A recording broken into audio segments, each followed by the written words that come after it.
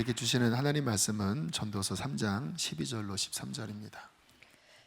사람들이 사는 동안에 기뻐하며 선을 행하는 것보다 더 나은 것이 없는 줄을 내가 알았고, 사람마다 먹고 마시는 것과 수고함으로 낙을 누리는 그것이 하나님의 선물인 줄도 또한 알았도다. 아멘. 전도서를 읽다 보면 일에 대해서, 노동에 대해서, 어떤 직업에 대해서 자주 언급하는 것을 볼 수 있게 됩니다.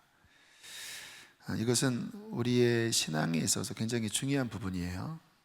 여기 특별히 남성분들은 다 직장생활 하시잖아요. 여성분들도 요즘은 많이 직장생활을 하시는데, 우리의 삶의 대부분은 실은 일터에 있고, 우리의 삶의 대부분의 에너지들은 일, 또 경제활동, 이런 부분에 많이 가 있습니다. 과연 우리가 신앙 안에서 우리의 일, 직업, 또 재정, 돈 이런 부분들을 어떻게 바라봐야 되는지 솔직히 강단에서 많이 다루지 않는 주제이지요.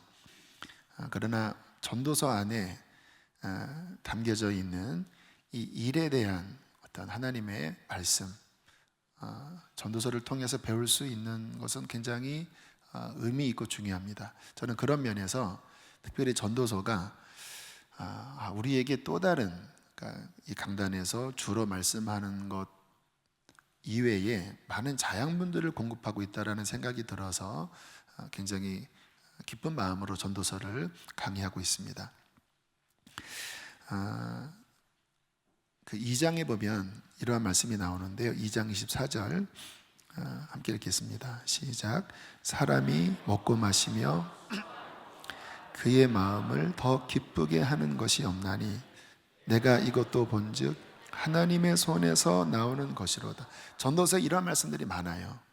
물론 허무함을 분명히 이야기합니다. 왜냐하면 죽으면 끝이니까, 아무것도 가져가지 못하니까 인생에 의미 있는 것이 과연 무엇이 있는가? 헛되고 헛되며 헛되고 헛되니 모든 것이 헛되다. 근데 그러한 고백 속에서도 전도자가 인생에 의미 있는 것 몇 가지를 이야기하고 있습니다. 그 중에 하나가 일에 대한 부분이에요. 사람이 수고하는 것, 그러니까 수고하면서 먹고 마시는 것. 열심히 일하면 또 입맛도 좋잖아요. 그렇게 수고하면서 일하는 것, 먹고 마시는 것, 이것보다 더 마음을 기쁘게 하는 것이 없나니 이게 하나님 손으로부터 나온 선물이라고 말씀을 하는 거예요. 전도서 3장 13절 오늘 본문 말씀인데요. 함께 읽겠습니다. 시작. 사람마다 먹고 마시는 것과 수고함으로 낙을 누리는 그것이 하나님의 선물인 줄도 또한 알았도다.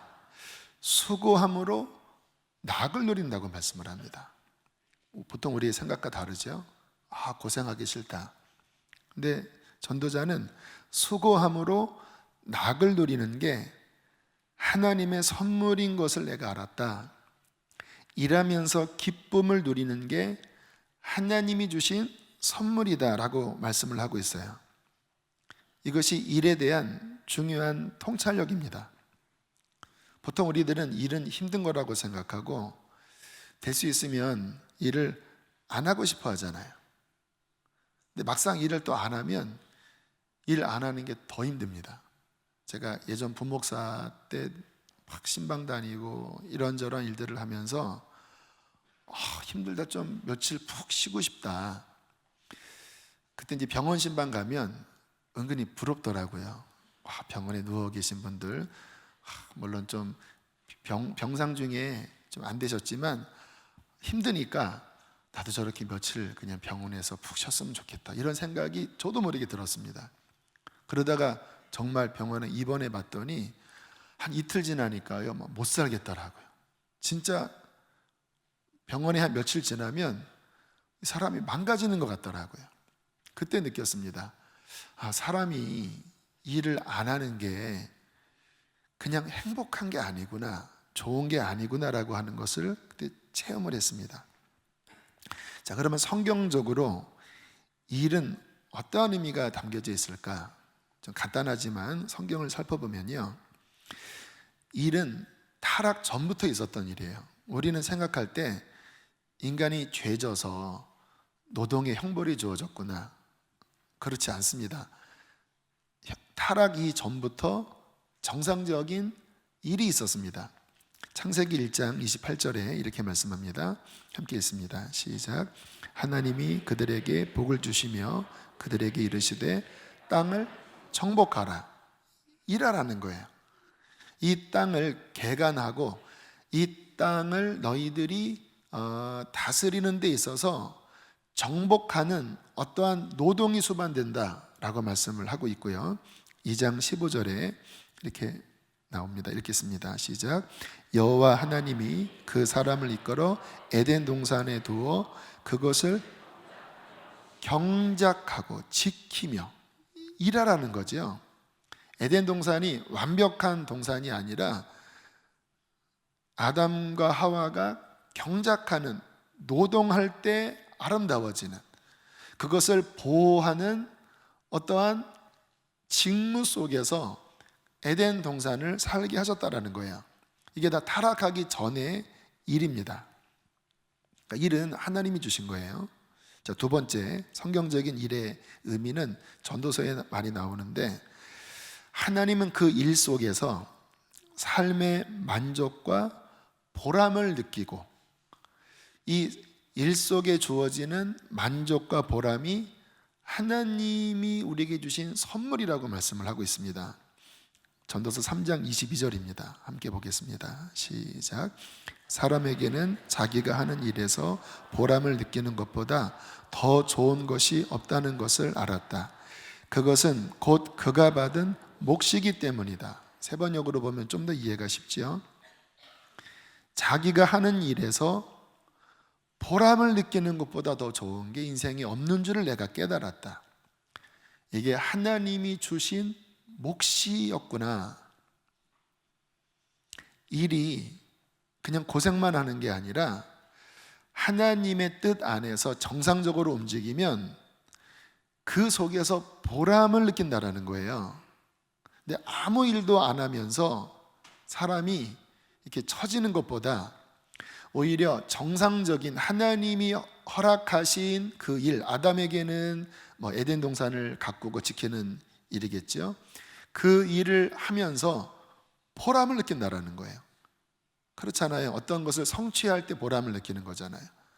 근데 이게 인생의 큰 만족이고 기쁨이고 하나님이 우리에게 주신 몫이라고 전도자는 말씀하고 있습니다. 물론 인생이 헛되지만 그 안에서 의미 있는 것을 찾는다면 바로 이와 같은 부분이라고 말씀하고 있습니다. 저는 이것이 굉장히 중요하다고 생각하는 목사인데요, 저는 그렇게 믿습니다. 저는 그러한 마음으로 저희 자녀에게 이야기를 하고 또 지금 생류 아카데미 시작을 이제 했는데요, 그 아이들에게도 이러한 권면을 합니다. 하나님은 각 사람에게 자신에게 꼭 맞는 재능을 이미 주셨어요. 이런 속담이 적절할지 모르겠지만 굼벵이도 기는 재주가 있다 그러잖아요. 그러니까 하나님이 모든 피조물들에게 하나님의 형상대로 지음받은 인간은 더하겠죠. 그가 잘 할 수 있는 하나님이 이미 부여하신 어떤 재능이 그 안에 있어요. 그리고 그 일을 찾을 때, 그 일을 사회에서 또는 하나님 앞에 발휘할 때 그 속에서 보람을 느끼는 것, 그 속에서 삶의 만족을 느끼는 것, 이것이 하나님이 인생들에게 주신 선물이다. 저는 이 부분을 굉장히 중요하게 여기는 사람입니다. 여러분, 음악에 재주가 있는 분들이 있죠. 타고난 겁니다. 그런 분들은 이렇게 속에서 음악이 흘러나와요. 어떤 음악적인 공급을 받으면 풍성해집니다. 그분들은 그 일을 할 때 행복해요. 음악에 대한 달란트가 있는 사람이 공사판에 있으면 막 인테리어 하는 그런 일을 하면 돈을 아무리 많이 줘도 성경에서 말씀하시는 그 행복은 그에게는 없지요. 어떤 음악가가 계속 내가 음악을 해야 되나, 너무 신앙이 좋았기 때문에 이제 하나님 앞에 목회자로 선교사로 헌신을 해야 되나, 너무 신앙이 좋으면 또 그런 고민을 많이 하잖아요. 그런 고민 가운데 있을 때 주님이 그렇게 말씀을 하셨다고 합니다. 나는 네가 무대에 서서, 이번엔 성악가거든요, 무대에 서서 노래할 때 기쁘다. 하나님이 그렇게 말씀하셨대요. 저는 이 하나님의 그분을 향한 응답이 멋지다고 생각합니다. 보통 우리 같으면 그래, 너 그런 세상 일 그만두고 이제 네가 목회를 해라, 이런 게 하나님의 뜻이라고 생각하잖아요. 근데 주님은 의외로 그분에게 네가 무대에서 노래할 때 기쁘다. 왜 하나님이 기뻐하실까요? 주님이 그렇게 지으셨으니까, 주님이 그 모습을 통해서 영광받길 원하시니까, 창조주로서 이 아들이 그렇게 살아갈 때 이 아들도 기쁘고 하나님도 기쁘시다라는 거죠. 미술에 재주가 있는 분들이 있습니다. 저희 교회에도 그런 분들이 몇 분 계신데, 이렇게 대화를 나눠보면 어떤 이야기를 하시냐면 그때 제일 행복하시대요. 그냥 이렇게 화실에서 그림을 그릴 때, 그때 수입이 많고 적고는 그 다음이고 그때 그렇게 행복하시대요. 어떤 집사님은 본인에게 그런 재능이 있었지만 부모님이 그거를 묵살하시고 부모님이 하시는 사업을 물려받으라고 이제 이렇게 강요를 해서 본인이 원하는 꿈을 접으셨다 그러시더라고요. 근데 내내 이게 그렇게 힘든 부분이었대요. 나중에 미수라는 분과 결혼을 해서, 전공자는 아니지만 지금 그에 관련된 일을 하면서 또 행복해 하시더라고요. 수학에 재능이 있는 분들이 있습니다. 좀 저와는 다른 별종의 분들인데, 그런 분들은요, 수학 문제 풀면 머리가 시원해진대요. 저희 집에 있는 누가 그런 사람인데 이해가 안 가요. 막 스트레스 받으면 수학 문제 풀면 머리가 개운해지고 딱 정답이 나오면 그렇게 희열을 느낀다네요. 저는 수학을 포기했거든요. 우리 아들도 그런데 이게 사람마다 진짜 다르구나. 사람마다 달라요. 하나님이 각 사람에게 참 독특한 거죠. 어떠한 재능들, 달란트를 주시고 그에 맞는 또 사회 여러 분야들이 있잖아요. 하나만이 아니라 뭐 음악도 수학도 예능도 실은 굉장히 다양한 직업군들이 있는데, 거기에 맞는 어떠한 일들을 하면서 그 속에서 보람을 느끼는 것, 하나님의 다양한 창조성, 그분의 아름다우심을 투영해 나가는 것, 이게 하나님 안에 있는 것들이고, 수학도 하나님 안에 있는 거예요. 이 우주 만물의 물리를 보면 이게 다 수학이 공식이거든요. 그래서 수학 물리학자들이 하는 말이 뭐냐면 우주가 수라는 거예요. 다 이렇게 물리적으로 연구해 보면 정교한, 아주 대단히 정교한 수학적 공식 위에 우주가 놓여 있는 것을 발견해요. 그게 너무 신비로운 거죠.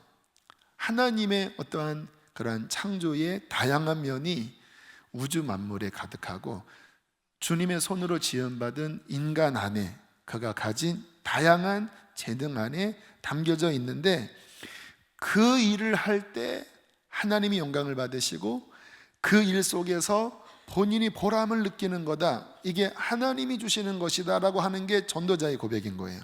다시 한번 봅니다. 3장 13절과 3장 22절 읽겠습니다. 시작.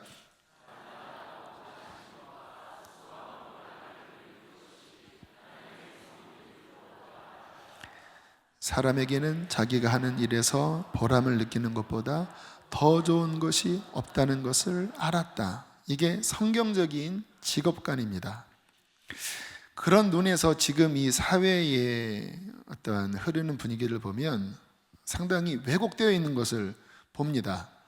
여러분들 자녀들 바라볼 때, 물론 깨어있는 분들은 지금 제가 갖고 있는 생각을 자녀들에게 이야기했겠지만 보통은 돈이잖아요.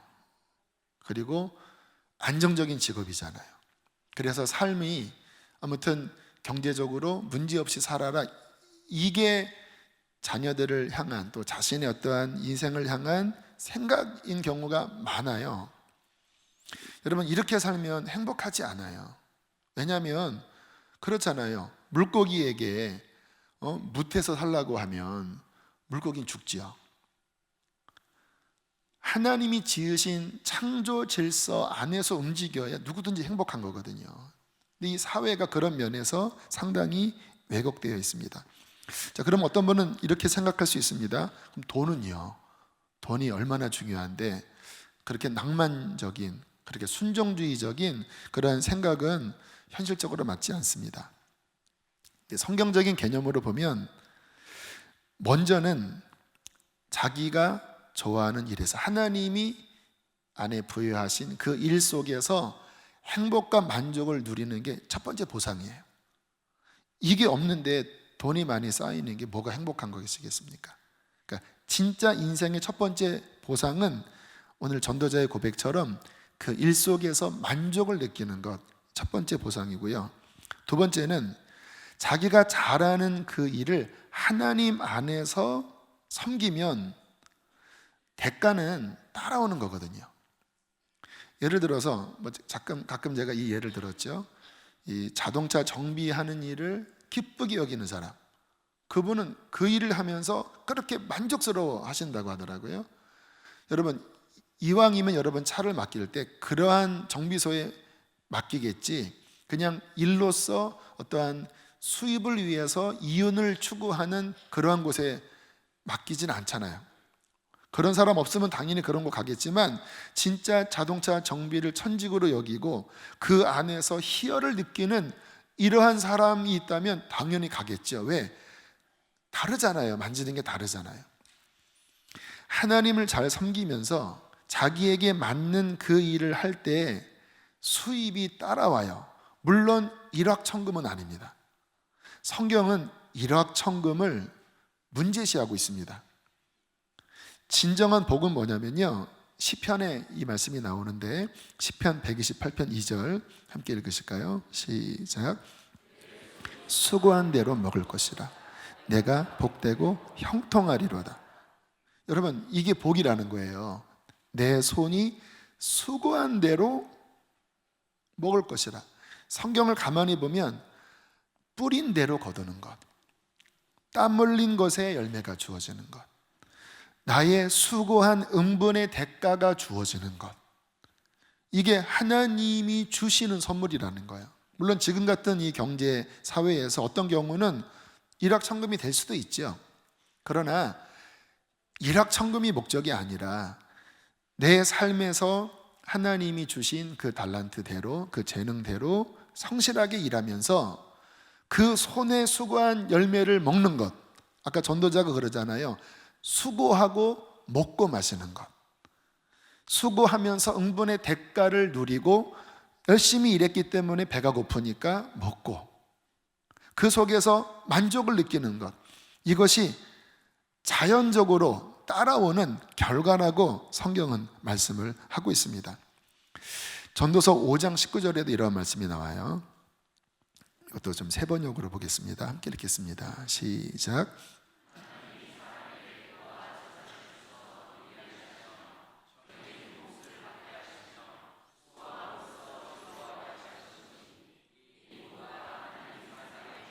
자, 잠깐 보세요. 부와 재산을 주신다고 말씀을 하시죠. 하나님이. 그리고 그것을 누리게 하신다고 말씀을 하세요. 정해진 몫을 받게 하신다. 정해진 몫. 그러니까 각 사람이 이 땅에서 일하면서 정해진 몫이 있고 그것이 하나님의 은총 안에서 정상적으로 쌓여지는 게 부입니다. 일확천금은 아니지만 그러나 내가 한평생 살 수 있고 그리고 도울 수 있고 그렇게 부가 쌓이는 것, 그것을 누리는 것, 이게 하나님 주신 선물이다. 문제는 뭘까요? 지금과 같은 이러한 정상적인 창조 질서가 아니라 돈이 목적이 되어버리는 것입니다. 돈이 하나님이 되는 거예요. 돈을 추구하는 것, 돈을 섬기고 돈의 노예가 되고 돈 사랑에 빠지는 것, 돈이 딱 목적이 돼버리면요, 아까 말씀드린 이와 같은 앞에 있는 부분은 다 사라져 버립니다. 탐욕에 빠지는 거예요. 이것은 성경에서 죄라고 말씀을 하십니다. 그런 사람들은 결코 만족하지 않아요. 왜? 돈은 이 탐욕을 자극하기 때문에 끝이 없거든요. 1억 원 생기면 또 10억을 벌고 싶고, 10억이 생기면 또 100억을 벌어야 하고, 100억을 벌면 또 1000억을 벌어야 되는 거예요. 탐욕에 빠져 있는 거죠. 늘 돈의 노예로 살아가는 것이죠. 그러나 이와 같은 왜곡된 부의 개념, 일의 개념이 아니라 오늘 말씀처럼 정말 기쁜 일을 찾아 하나님 안에서 성실하게 일하면서 하나님이 주신 정해진 몫을 받고 그 안에서 감사하며 사는 것, 이게 주님이 만드신 아름다운 모습이지요. 여러분, 이 역사를 보면요, 조금 어렵진 않지만 뭐 좀 약간 빗나간 이야기일 수도 있지만, 그래도 재정에 대해서 이해하려면 이 부분도 살펴볼 필요가 있다고 싶어 말씀을 드립니다. 이 역사를 보면요, 종교개혁 이후에 뭐 칼빈이나 웨슬레나 청교도들이 이와 같은 정신으로 살아갔어요. 내가 주님 만난 다음에 나의 삶에서, 나의 직업에서 소명의식을 부여받았습니다. 열심히 일했고, 그리고 성실하게, 그리고 본인의 삶에서 근검절약하면서 하나님이 주신 소명이라고 생각하고 농사를 짓고, 그러한 마음으로 빵가게를 하고, 그러한 마음으로 장사를 하고, 그렇게 살아갔어요. 어떤 일이 벌어집니까? 부가 쌓이는 거예요. 이 청교도, 그러니까 종교개혁 이후에 이 개신교가 특별히 유럽 서구 사회에서 건강하게 지배했을 때 이와 같은 개념으로 부가 쌓이면서 그때 자본주의가 생겼다고 합니다. 요한 웨슬레가 했던 유명한 말이 있습니다. 재정에 관해서 한번 보여주실까요? 가능한 많이 벌어라, 가능한 한 많이 저축하라, 가능한 한 많이 주어라. 성령 충만함 받은 감리교도들이 열심히 일하고, 열심히 저축하고, 열심히 나누고, 그래서 감리교도들이 굉장히 부유했다고 그래요. 정상적으로.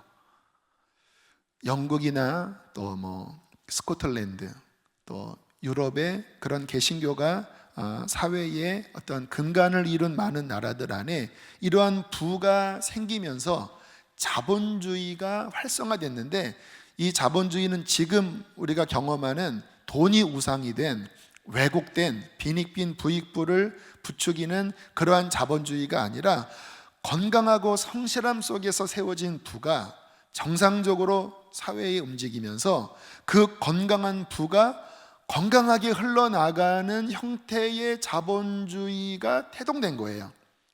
그래서 막스 베버라고 하는 그런 학자가 이 자본주의가 어떻게 특별히 프로테스탄트 개신교의 그러한 정신과 연결이 되어서 이 서구 사회를 지배했는지에 대한 책도 나와 있어요. 그러니까 지금 이 사회를 이해하는 데 있어서 그 근간이 무엇인지, 이것이 기독교 정신이 어떻게 움직이는지 굉장히 중요한 부분이지요. 자, 그러면서 오늘 전도자는 영혼에 대한 부분도 좀 다루고 있습니다. 복음과 우리가 전도서와 복음과 연결을 시키잖아요. 12절에 있는 말씀입니다. 함께 우리 12절에 있는 말씀 읽겠습니다. 시작. 사람들이 사는 동안에 기뻐하며 선을 행하는 것보다 더 나은 것이 없는 줄을 내가 알았고. 굉장히 중요한 부분이에요. 전도서의 메인 주제는 아닙니다. 근데 전도자가 분명히 이야기를 하는 거예요. 그렇게 일 속에서 보람을 느끼고 하나님이 주신 정해진 몫을 받으면서 부가 쌓이는데, 이게 목적이면 헛된 거예요.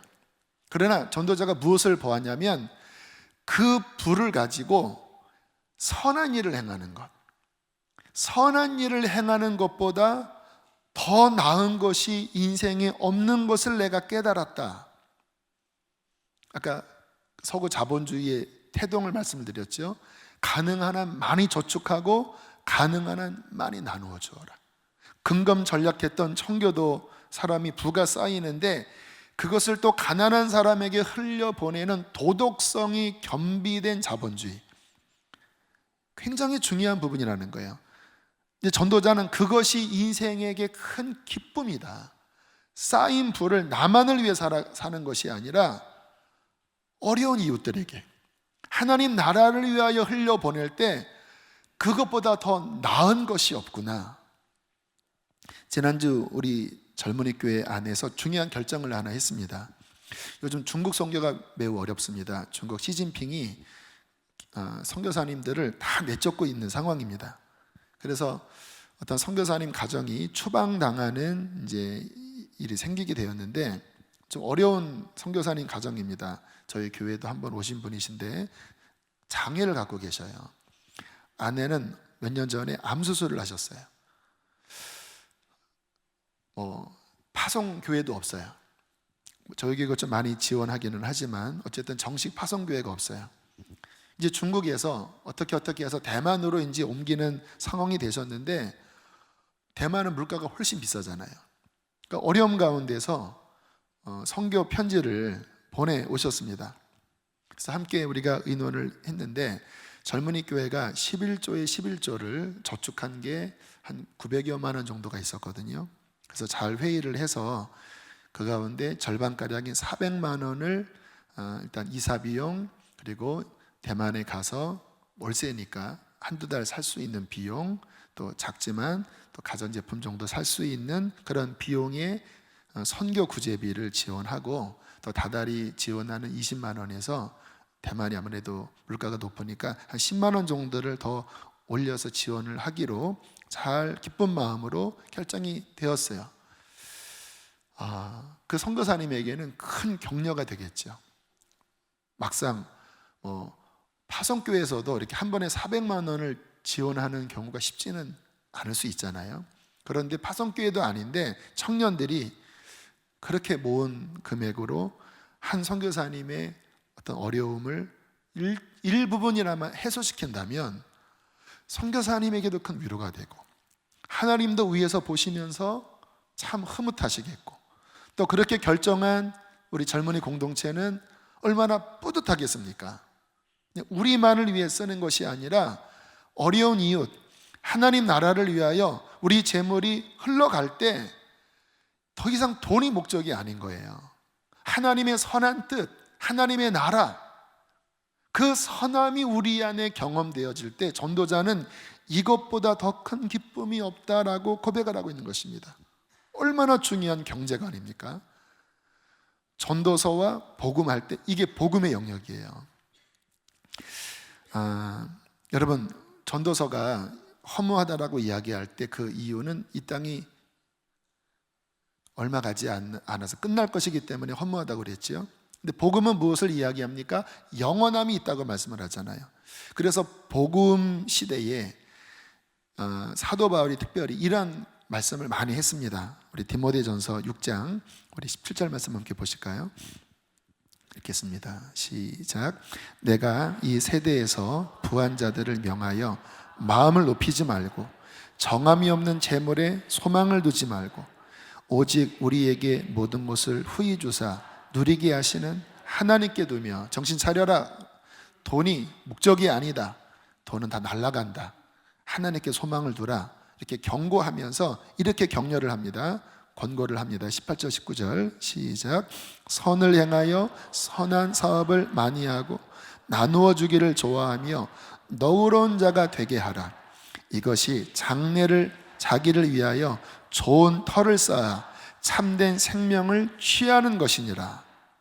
선을 행하는 것, 선한 사업을 많이 하는 것, 나눠주기를 좋아하는 것, 부한 사람에게 있는 특권이잖아요. 가난한 사람은 주고 싶어도 줄 게 없습니다. 근데 부한 사람은 줄 수 있는 여력이 있어요. 근데 그것을 계속 끌어안으면 냄새나지요. 썩어버리죠. 죽으면 아무것도 못 갖고 가지요. 사도 바울이 말하는 거예요. 선을 행하고 선한 사업을 많이 하고 나누어 주기를 인색해 하지 말아라. 좋아해라. 너그러운 마음을 가져라. 그러면서 이것이 장래에 자기를 위하여 좋은 터를 쌓아 참된 생명을 취하는 것이다라고 말을 합니다. 영혼에 관한 부분이에요. 이 장래는 하나님의 나라를 의미합니다. 죽음 이후를 이야기하는 거예요. 여러분, 이 땅과 하늘나라가 연결될 수 있는 게 뭐냐? 우리의 가진 건강, 시간, 물질이 나만을 위하여, 세상 것만을 위하여 사용되어지는 것이 아니라 하나님의 나라를 위하여, 하나님이 불쌍히 여기시는 가난한 사람들을 위하여 선하게 쓰여질 때, 장래에 주님 앞에 설 때에 좋은 터를 준비하고, 그리고 참된 생명, 영생에 영향을 준다라고 말씀을 하고 있습니다. 주님도 동일하게 이와 같은 말씀을 하셨죠. 누가복음 12장 33절입니다. 함께 읽겠습니다. 시작. 구제하여 낡아지지 아니하는 배낭을 만들라. 곧 하늘에 둔 다함이 없는 보물이니 거기에는 도둑도 가까이 하는 일이 없고 좀도 먹는 일 없느니라. 놀라운 말씀이죠. 하늘에 쌓아둔 보물, 썩어지지 않고 도둑 맞을 일이 없는 하늘의 창고. 어떻게 할 때? 하나님 나라를 위하여 쓰여질 때. 우리가 정상적인 11조를 내면 그 11조는 교회 안에서 하나님 나라를 위하여 쓰여지는 것이죠. 또 우리가 주 앞에 드리는 예물, 그리고 우리가 선교하고 구제하는 부분들이 이 땅에서 끝나는 것이 아니라 하늘에 썩지 않고 도둑 맞을 일이 없는 창고에 쌓여진다고 말씀을 하세요. 어떤 분은 천국에 그런 창고가 있어, 통장이 있어? 저는 그냥 어린아이처럼 믿어요. 어쨌든 주님이 하신 말씀이니까 내가 가진 작은 것이라도, 이게 또 성경의 원리는 상대적입니다. 부자가 100만 원 헌금하는 것과 돈이 없는 사람이 10만 원 그렇게 흘려보내는 거는요, 이게 상대평가예요. 하나님은 가진 것이 없는 자가 10만 원 내는 것이 많은 사람이 100만 원 내는 것보다도 크게 보시잖아요. 저는 이 말씀을 문자 그대로 믿으면서 아무튼 20대 때부터 11조 외에 또 다른 11조를 떼서 이웃을 위하여 쓰고, 성령님이 감동하시면 언제든지 흘려보내고, 파이터 책 인쇄가 한 1100만 원 나왔는데 1원 한 푼 제가 쓴 게 없어요. 앞부분은 그때 건축 작정할 때라 건축비 내고, 지금도 월 10만 원 안팎의 인쇄가 들어오는데 다 선교 구제입니다.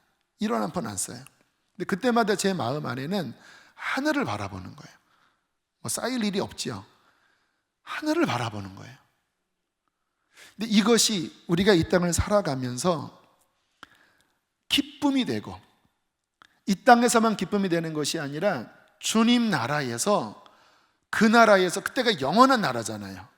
그때 어떻게 서느냐가 그 사람의 인생의 진짜잖아요. 왜? 영원이니까. 그 나라를 준비하는 삶이 그냥 우리가 모호하게 예수 믿고 죽으면 천국 가는 거지 이렇게 생각하지 마시고, 정말 우리의 삶에 있는 많은 영역들을 어떻게 하나님 나라와 연결시켜서 그 나라를 준비하며 살아가는가, 이게 지혜라고 말씀을 하는 것입니다. 주님께서는 이 나라를 준비하지 못한 어리석은 부자를 향하여 이렇게 말씀을 하셨지요. 엄청난 대박 소출 이후에 주님께서 하신 말씀, 누가복음 12장 20절 21절 함께 읽겠습니다. 시작. 하나님은 이르시되 오늘 밤에 내 영혼을 도로 찾으리니 그러면 내 준비한 것이 누구의 것이 되겠느냐 하셨으니, 자기를 위하여 재물을 쌓아두고 하나님에 대하여 부유하지 못한 자가, 혹시 이 가운데도 이렇게 말씀하실 분이 계실까요? 오늘 밤에 내가 너를 부른다면 지금 네가 갖고 있는 것, 너의 모든 성취는 누구의 것이 되겠느냐?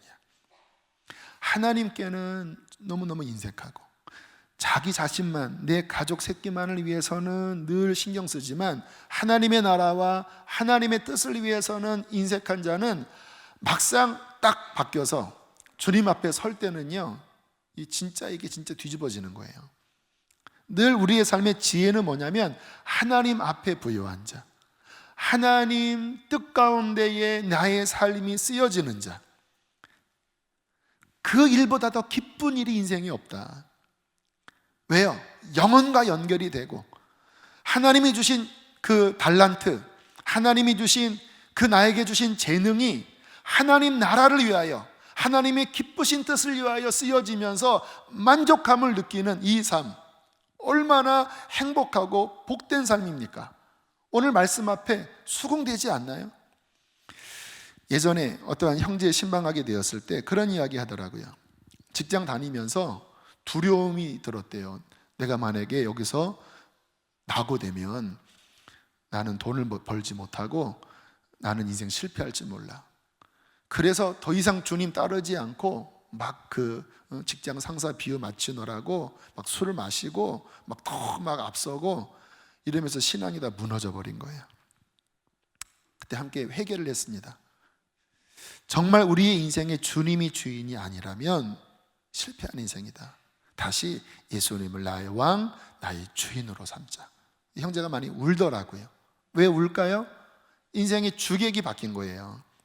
하나님이 나에게 주신 달란트, 하나님이 나에게 주신 직업, 하나님이 나에게 주신 재능이 마땅히 그분이 주인이 되어 그의 영광을 위하여 사용되어졌다면 훨씬 더 풍요로운 삶, 훨씬 더 행복한 삶, 하나님과의 아름다운 관계가 있었을 텐데 그냥 돈이 우상이고 물질이 우상이 되어 타협하며 살다가 다 잃어버린 건 아니겠습니까?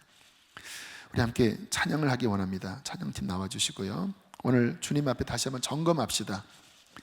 나는 이와 같은 정상적인 일, 정상적인 나의 재능, 정상적인 재정의 개념 안에 살고 있는가?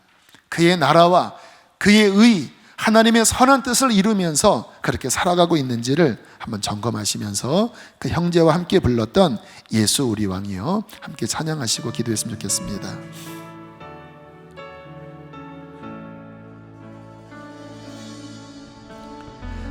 예수 우리 왕이여 이곳에 오소서 보좌로 주여 임하사 찬양을 받아 주소서. 우리의 모든 삶, 직업, 경제, 그분이 왕이십니다. 주님을 찬양하오니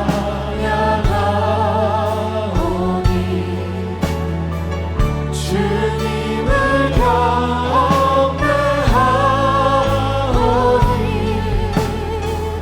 왕이신 예수여 오셔서 좌정하사 다스리소서. 우리 한 번 더 고백합시다. 예수 우리 왕이여 예수 우리 왕이여 이곳에 오소서 보좌로 주여 임하사 찬양을 받아 주소서. 주님 우리의 왕이십니다. 주님을 찬양하오니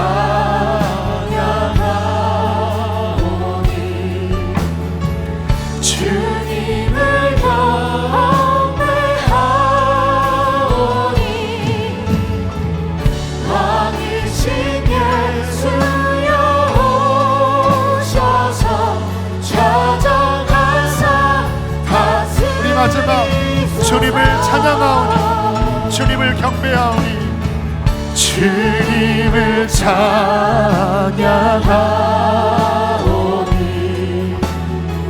주님을 경배하오니 왕이신 예수여 오셔서 좌정하사 다스리소서. 이 시간 기도합시다. 하나님, 주님이 내게 허락하신 그 길을 발견하게 하시고 그 소명을 발견하게 하여 주시고 나의 삶이 이 땅을 위해서만 살아가는 것이 아니라 하나님의 선한 사업, 하나님의 기쁜 사업을 위하여 나의 삶과 나의 물질이 사용되어지게 하여 주시옵소서. 기도하시겠습니다. 할렐루야. 그렇습니다. 하나님 아버지, 주님은 우리 인생의 왕이십니다. 나의 돈의 왕이시고 나의 통장의 왕이시고 나의 직장의 왕이시고 내 인생의 왕이시고 살아계신 하나님, 주님이 우리의 삶에 주신 아름다운 것들 하나님의 영광을 위하여 살게 하여 주십시오. 하나님 기뻐하는 것을 위하여 살게 하여 주십시오. 그 안에서 참된 만족과 참된 기쁨과 참된 보상을 주님 누리게 하여 주십시오. 하나님 축복합니다. 하나님 축복합니다. 하나님 축복합니다. 주여 선한 사업을 인치게 하여 주십시오. 하나님의 나라를 준비하게 살게 하여 주십시오. 아버지 축복합니다.